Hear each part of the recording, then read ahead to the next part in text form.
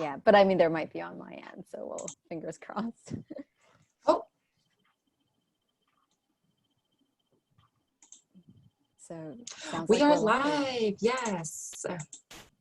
So welcome to Rethinking Digital Access Towards an Accessible Online Presentation Platform with Yun-Jou Chang at the Second National Asian Heritage Symposium. Before we start, we want to acknowledge that many of us are settlers, immigrants, or descendants of those forcefully brought to the land where you are now. Or you may be indigenous, but not indigenous to the territory where you are now. Regardless of who you are, we pay respect and recognize the original custodians of the land where we are. Out of respect for the rights of Indigenous people, it is our collective responsibility to critically interrogate the colonial histories and present-day implications of this. The work that we do on behalf of the Festival Accès is from the perspective of honoring, protecting, and sustaining this land and its people who were first on its territory. We strive to go beyond just acknowledging the land and weave in Indigenous knowledge, share principle, and invite you to move beyond an acknowledgement and into the doing.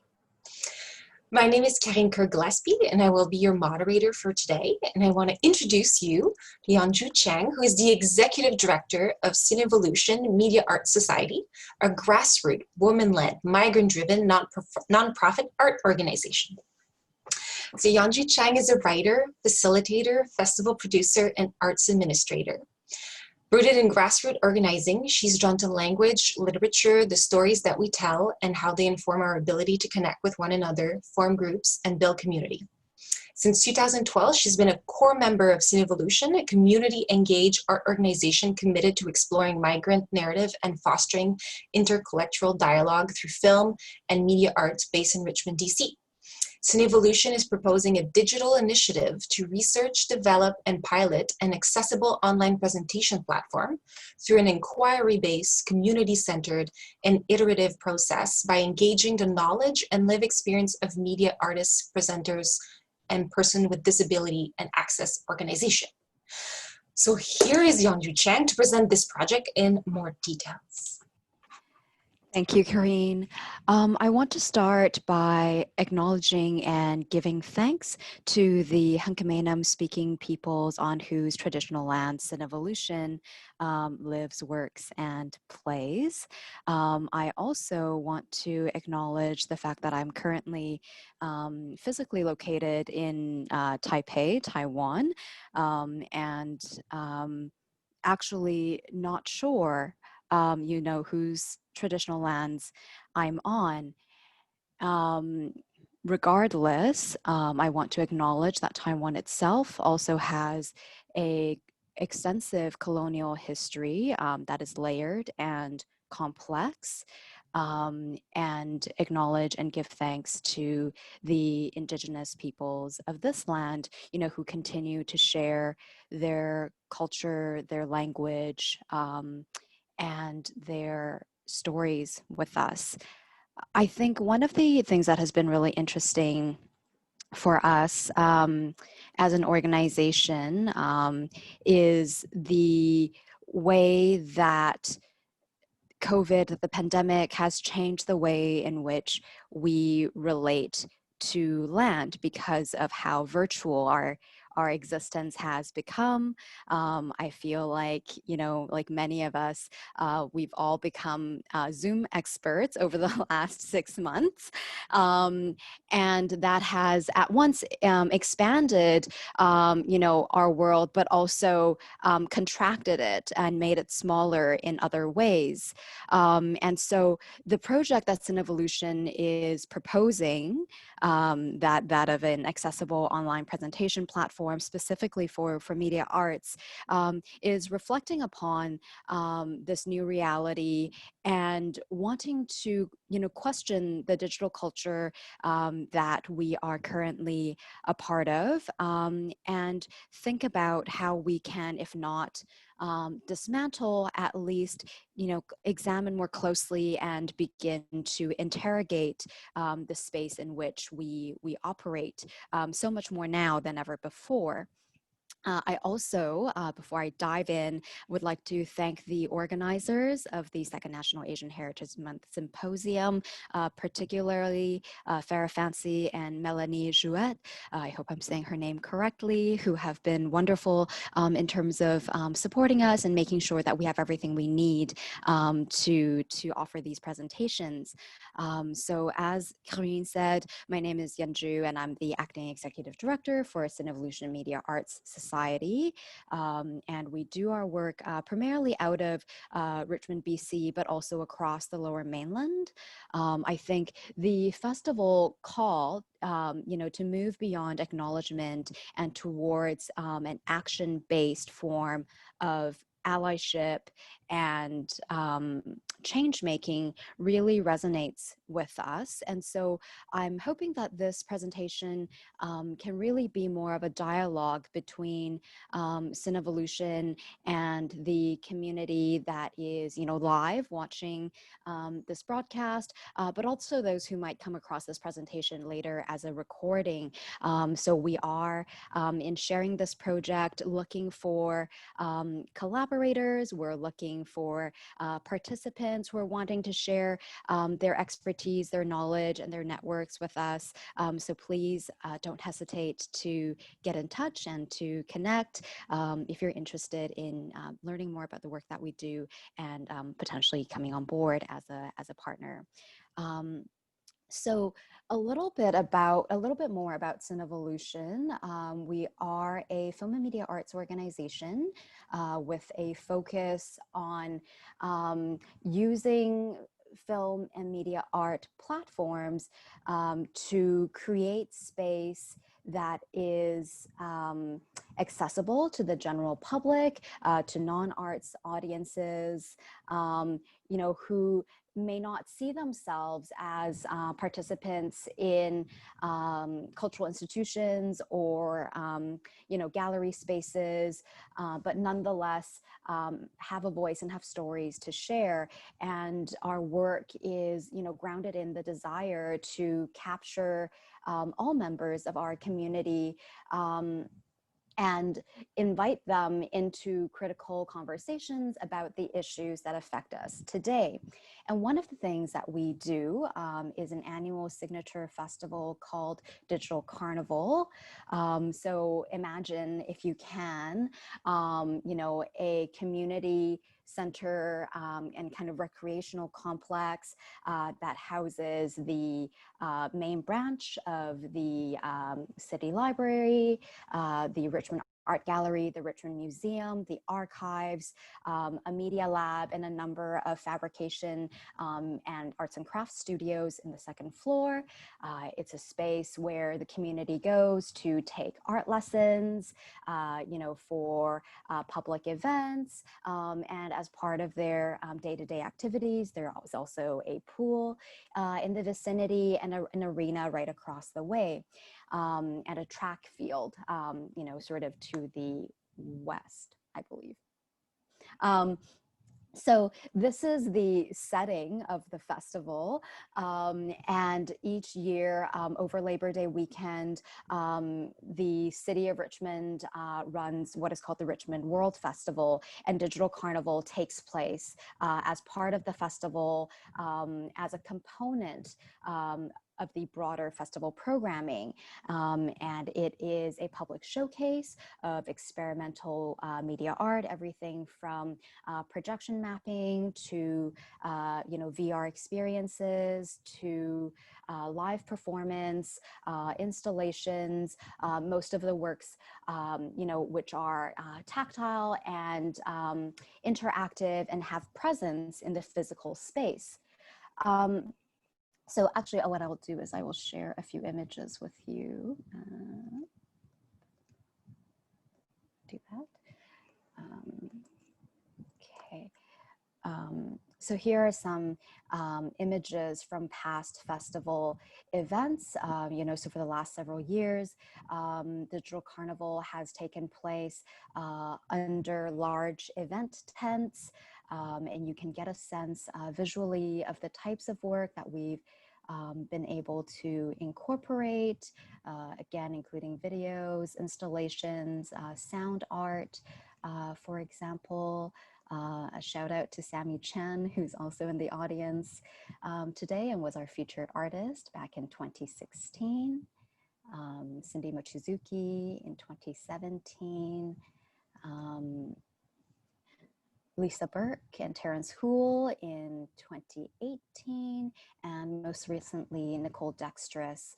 So each year we highlight a featured artist who've, had an impact on the landscape of media arts in Canada, but also invite a number of other participating artists who exhibit their work with us, generally through a combination of a call for submissions and also by invitation. And you can see from some of these photos, that there's a lot of what we don't necessarily think of as, conventional gallery goers. So we have a lot of kids, we have, elderly members of the community, families. It's really a really exciting time, I think, always for us in terms of just being able to engage with so many people from all walks of life. So the challenge that came up immediately with COVID is the fact that, large scale public gatherings are no longer feasible. And we find ourselves, in a place of either having to cancel the festival or to consider radically changing its format. I.e., take it online and make it a virtual festival. But what was a key concern for us was how we could move the festival online and still stay true to the vision of Digital Carnival as a community engaged and accessible media art festival, recognizing that we don't all have equal access to the virtual space, whether it's because of not having hardware, not having access to a mobile device or computer, not being able to have access to a reliable internet connection for streaming, or because there are other experiences of disabilities, so folks who are, blind or low vision, deaf or hard of hearing, how do they access and experience, digital space?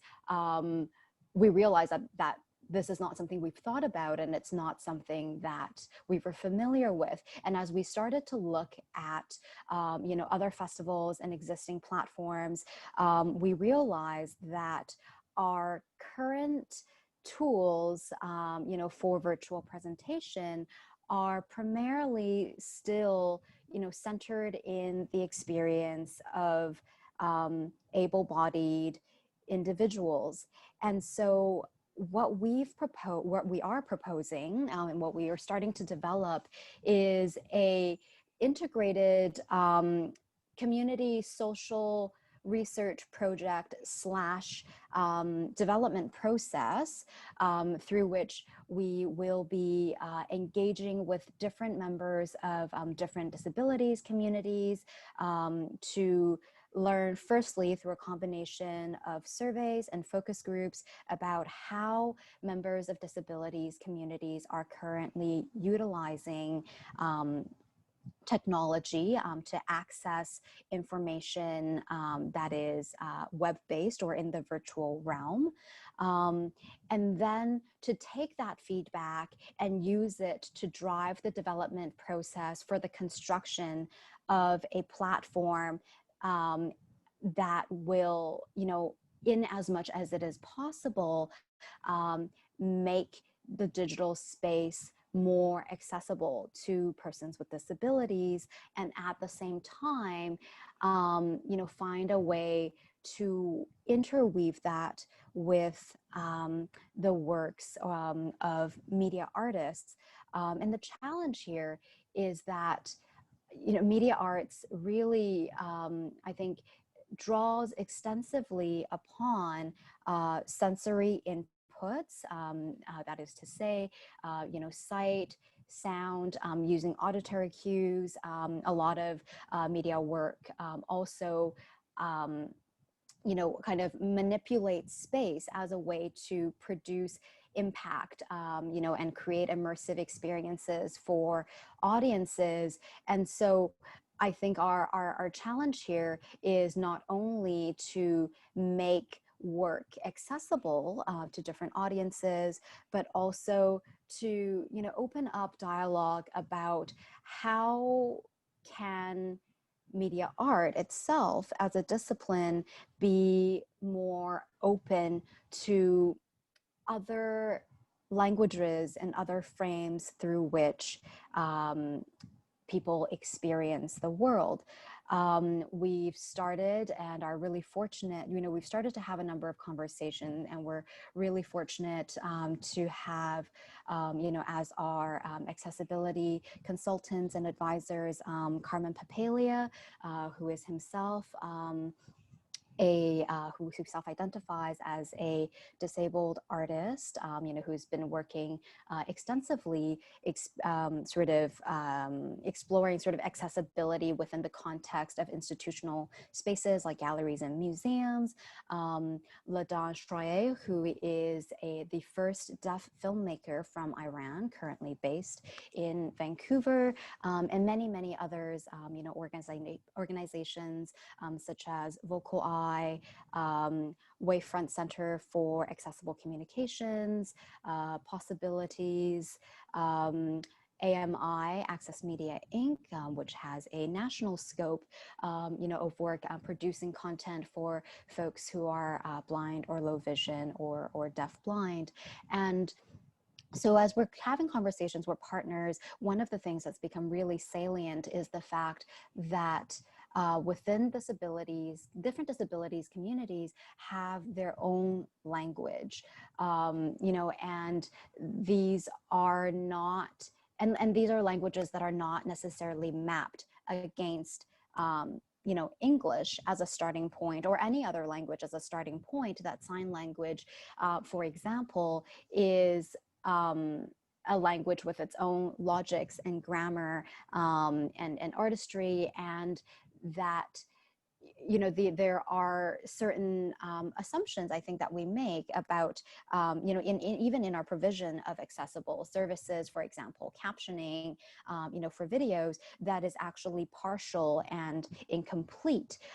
So our process at this point is to again, as I said, engage with these communities to capture their lived experience, in terms of how they're currently or were previously accessing art spaces, but also how they hope to be able to participate in arts and culture events. As well, I think, as the creative languages and worldviews that that they have to share, and from which I think we can very much benefit as artists and cultural presenters. So once we collect this feedback, we're going to be working with a number of developers to take this feedback and start to build the platform. But I want to note that we're looking at a combination of solutions where we are, there are some coding-based solutions in terms of what the developers will work on, but there are also what I think of as soft solutions or non-coding solutions, where it really is about protocols around digital presentation. So, for example, including an ASL interpreter, in all of our events, not just, the occasional event, which greatly reduces access for members of the deaf community.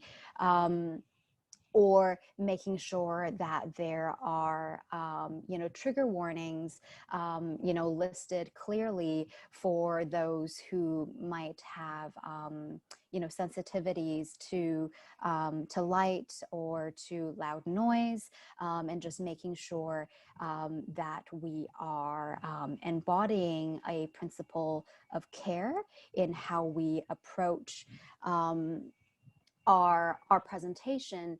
And I think these are, I think at this point we certainly don't have all of the answers. These are questions that we're thinking through. And so I again want to extend that invitation, to those of you in the room who are artists or art presenters, who have an interest or maybe are already, doing work in connecting with, members of the audience who are members of the audience who are members of disabilities communities, and would, be open to sharing your experiences and your ideas with us. I think this is a collective undertaking, and I think it's also a long-term project, rather than, a short-term initiative until the pandemic blows over. Digital Carnival is scheduled, this next iteration of the festival is scheduled to take place from April 15th to June 15th of 2021, which is only a mere, 8 or 10 months away. So we have a lot of work to do, and we know that it's not going to be complete, by the end of that process. What we're looking for is additional input and feedback, both from the artistic community and also from the, the communities that we seek to serve as audiences and as participants.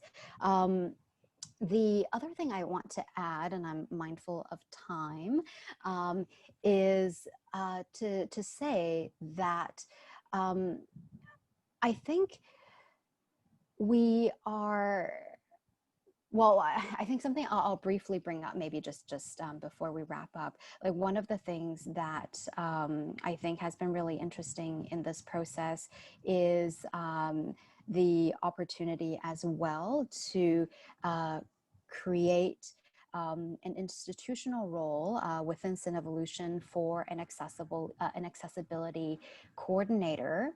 And one of the things that I observed in creating this position and in recruiting for it is the newness of this role within the Canadian cultural landscape. There are a number of accessibility coordinator postings that I came across in the US and UK contexts, where I think in the US, a lot of the times the position is about, compliance with the ADA and with, federal policy.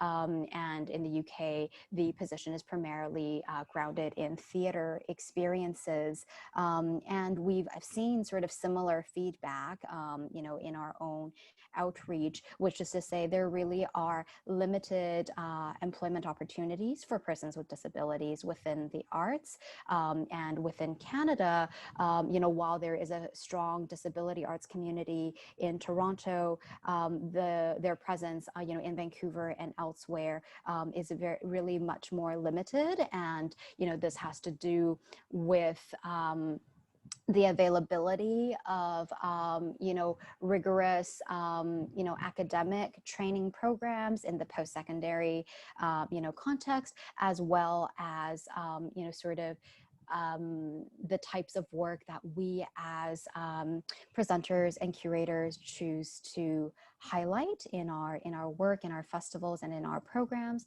So I also just want to put that out there, because I do think that what has been the most rewarding has been our opportunity to engage with individual artists and to learn about the forms of accessibility that are meaningful to them, and really starting from a very personal and individualized, space of connection, understanding that, we're not able to serve the needs of everybody everywhere, and to, that it's impossible, in some ways, to make our events accessible to everyone all at once, either because of resources, or because actually, different communities have competing needs.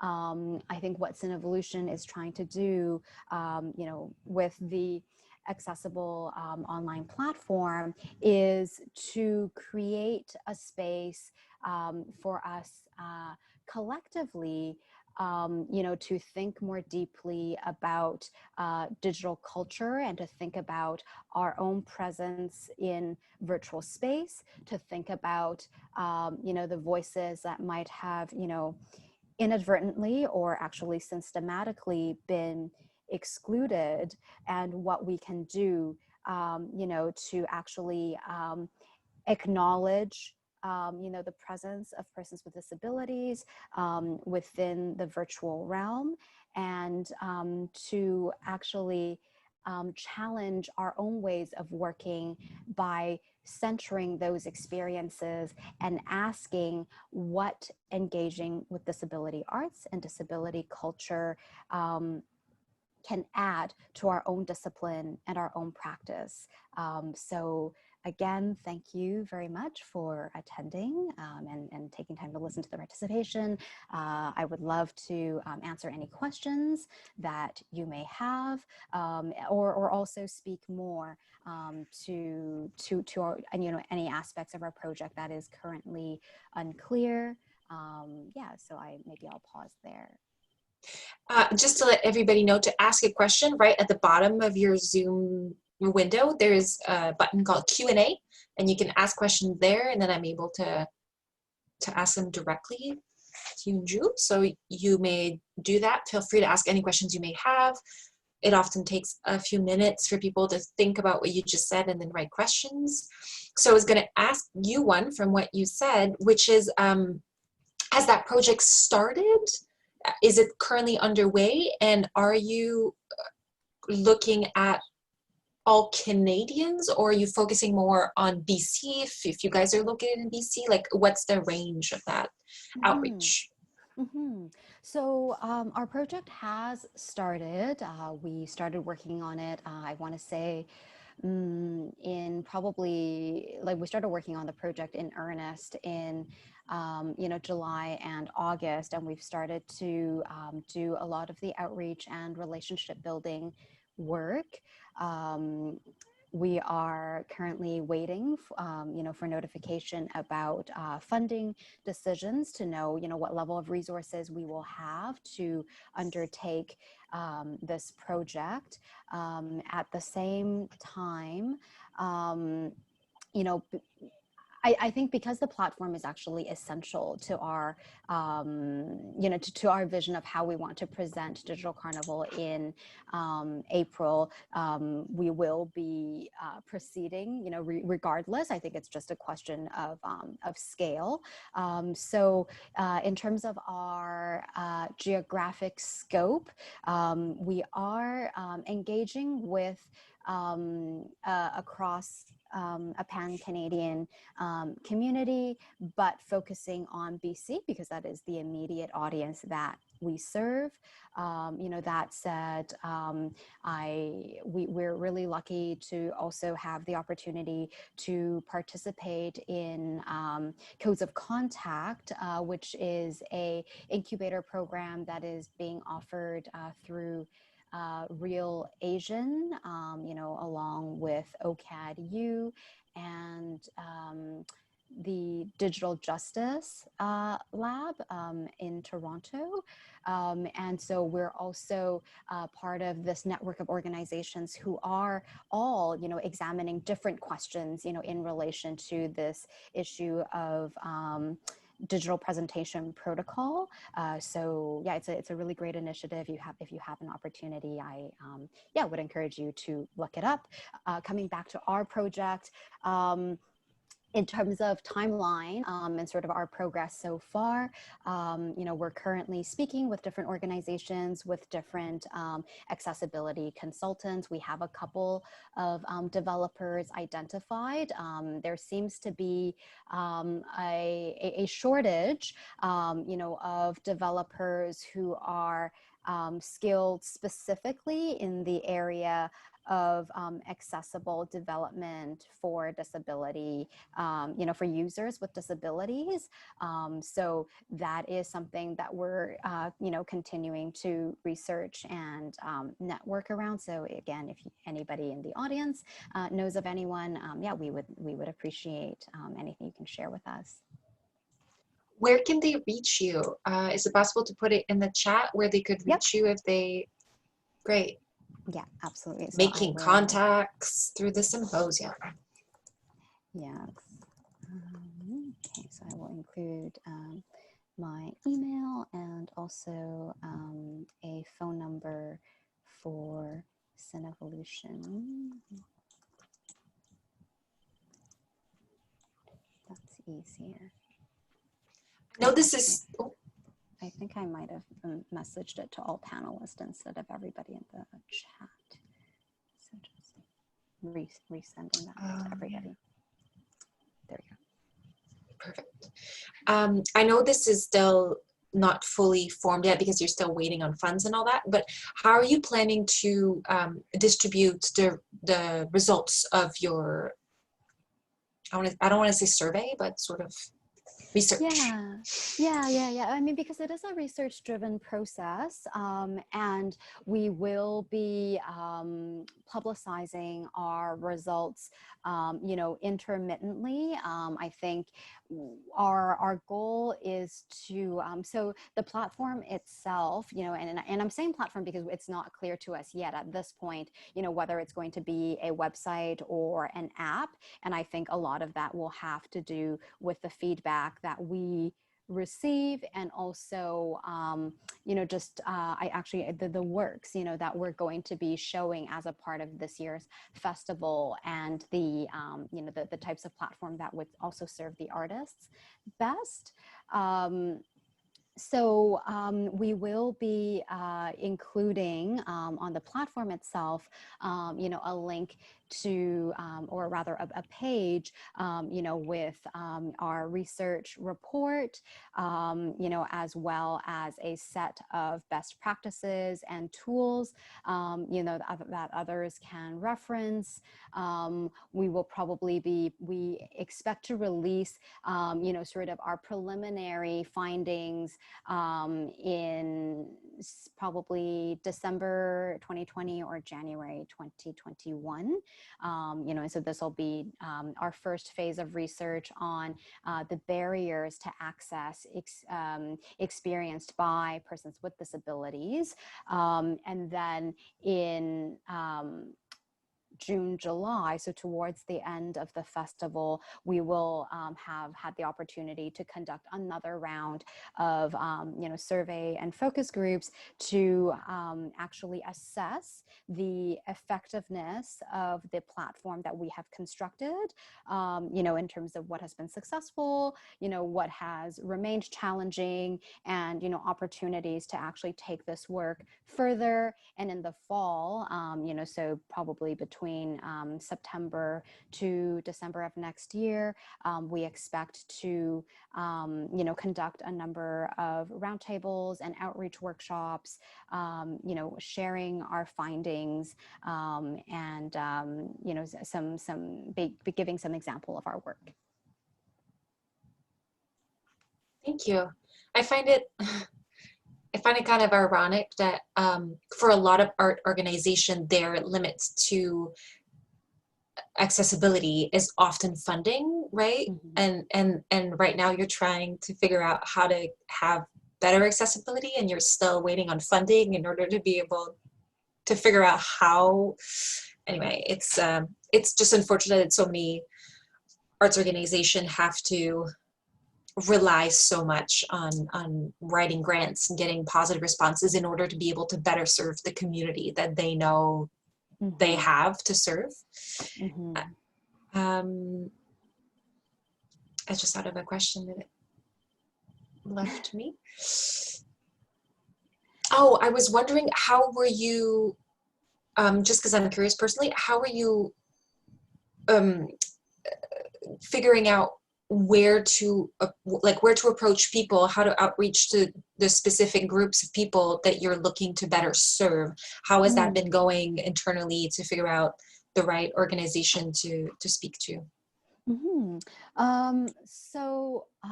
I've been fortunate, I think, because I myself previously also worked in the social services sector with an organization called Open Door Group. So they're a provider of employment services in BC that also has an expertise in serving persons with disabilities. And as part of my work there, Open Door Group, was running the Project Everybody campaign. So it is, an annual arts, culture, and film festival that celebrates people of diverse abilities. So through my work there, I was already connected to some of the organizations that we are now, collaborating with. They're really a number of service organizations, that work with persons with disabilities, use the arts as a form of therapy and also community building.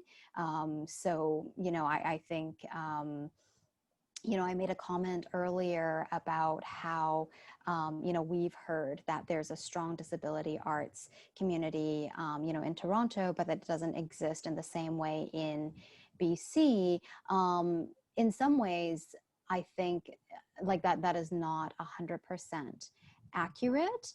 And I think this is probably the other piece, that's worth contending with, which is, how do we define and where do we draw the line between community arts and professional arts, and how we value artistic, what forms of artistic labor or artistic output we choose to value as a society. I think actually it's quite clear that, disabilities arts is quite often, dismissed as being, amateurish, and or perhaps, too personal to be relevant, and that itself probably also poses a barrier, in terms of having a more robust disability arts community. But that's, to answer your question, Karine, that's kind of how we, identify the organizations that we're, working with. And of course, as we're in dialogue with different people, they're also, pointing us to other, advocates, within their own, and champions within their own community, that we should be reaching out to and connecting with. So that has actually been a really rewarding and really fun part of the process.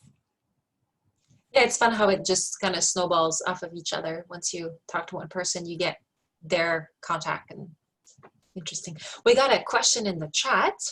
Are there any preliminary findings, concern, or stories that have particularly stood out to you so far as you began engaging in the process of developing this project? Well, there has been a lot of, stories and exchanges that we've had that's been really interesting. One of the, I think one story that I will share, because I think it's relevant to, I think actually to the theme of the symposium as a whole. And so these are experiences shared with me by Ladan Shraye, the deaf filmmaker from Iran, who I mentioned earlier in the presentation. So we spoke with Ladan about her experiences, as a deaf filmmaker, and what I think both surprised us, and I think was very illuminating, is the fact that, she had decided to immigrate to Canada because she was experiencing a number of barriers as a deaf filmmaker in Iran. And she thought that, coming to North America would give her, more opportunities, there would be more resources, and she would be better supported, in doing her work as an artist. But that turned out not to be the case at all. And in fact, because her first language is sign language, but it's the Farsi sign language. And so, even as she was preparing to immigrate, she found that she thought that she would be able to find support through the UN. She learned that they only do have ASL interpreters available, so they only spoke American Sign Language and were not able to help her. Eventually she was able, through the support of family and friends, to immigrate to Canada, where that issue persisted. Most signers in Canada speak American Sign Language and not Iranian Sign Language. And so she had to spend a year first learning American Sign Language before she was then able to enroll in programs at VCC to then study English, because the majority of Canadian society are not signers. And so she had to be able to read the language. And so this goes back to the comment that I made, about how, we might assume or we're kind of decide that, oh, it's too bad we can't have an ASL interpreter, but, at least we can do captioning. And I mean, I think, obviously it is better than nothing, and I think, any measure of accessibility, of course, is helpful. But I think it really opened my eyes in terms of this like multi-layered, experience of barriers around, the experience of migrants who are living with disabilities, which is not something that we've really considered before.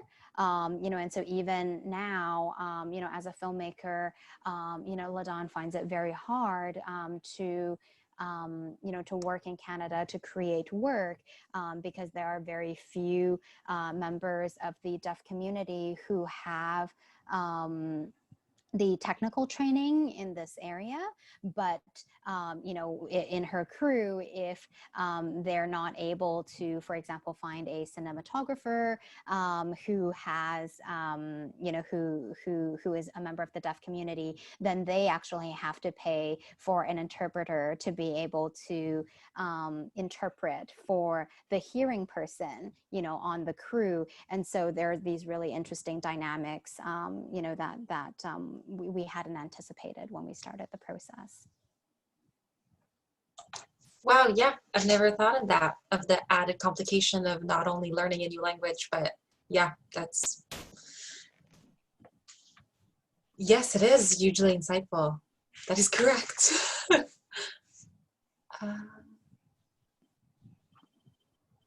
Oh, fantastic.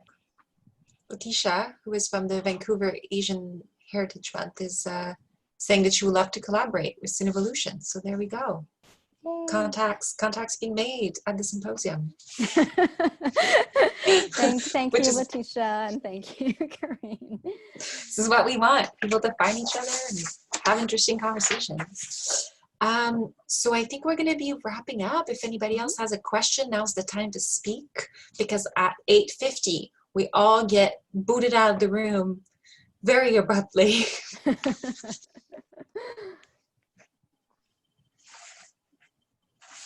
Just letting everybody a little second to figure out if they have anything. But in the meantime, I will thank you for your presentation, because it was extremely insightful and informative, and I've learned so much, and it made me think so much just for my own organization, and just the fact that, say, this very presentation was not interpreted, and therefore not accessible to people for whom this would have been very informative. Yeah, so it's good to see our own flaws so we can fix them. Yeah, absolutely. And then maybe one other comment I will make, because this was another, interesting point that came up, with regards to the experience of, members of the like audience who are, who live with disabilities, which is this. Actually, I have a couple of resources. There's a audio story and also a text. I'm wondering, Karine, if I share it with you, if you might be able to share with the participants, or maybe it can go with the recording in some way. I'm not sure of I know I can Logistics. share it with everybody that signed up for the symposium, but I don't know if I can have a specific list of who attended each, that would be unfortunate. I mean, I'd be fine with it if it was shared with everyone as well. It's not. Yeah, I think that would be really interesting. If you want to send that to me, I would love to share it. And even if we just put it up on the Festival Accès, like we also do a wrap up, and then if we could do resources in that would be extremely interesting. Sure. Yeah. So I'll send you a few documents that have been helpful to us in our research. A couple of reports, but also a really interesting piece from I don't know. I think it's like American Poetry Journal. That was really interesting. I would love that. Yeah. So I've left my email right there. Perfect. Everybody, if you want to take any information from the chat, including her contact information, make sure you do it now, because once we get booted out, you also won't have access to the chat, except for if you want to watch the recorded version, then you will be able to see the chat, I believe. Technology. Yes. Oh, there we go. Also, we're all just sharing our email addresses. Okay. So Letitia, I will send you an email after this, and we can chat more.